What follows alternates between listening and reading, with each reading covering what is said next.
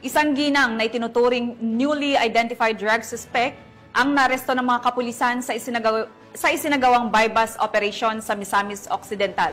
Ang detalye ng report mula kay Patrolwoman Danessa Berdon.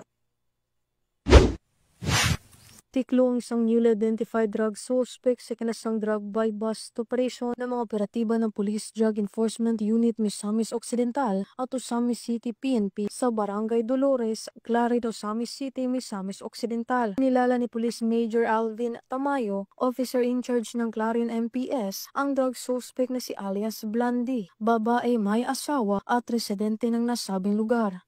Kapalit niya. Kap, dual mo. Gidakop sa salaot sa pamaligag mo ang illegal nga droga. Ikaw na katungod sa pagpakahilom. Sana nimong gipangsulti mahimo kaning pabor o laban kanimo bisag asang korte sa Pilipinas. Sa kinasang drug bypass operation ng mga operatiba ng Clarin Municipal Police Station at Provincial Drug Enforcement Unit ay nasamsam ang 6 na pakete ng hinihinalang shabu at isang 500 peso bill na ginamit bilang bypass money. Tisyo siya dayon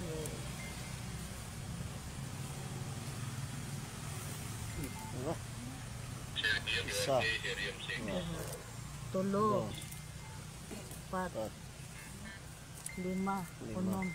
Ang suspect ay nahaharap sa kasong paglabag sa RA 9165 o Comprehensive Dangerous Drugs Act of 2002. Mula dito sa Camp Capistrano, Gusa, Cagayan de Oro City, ako ang inyong Police News Network correspondent, Patrolwoman Danessa Berdon, alagad ng batas, tagataguyod ng Balitang Pulis.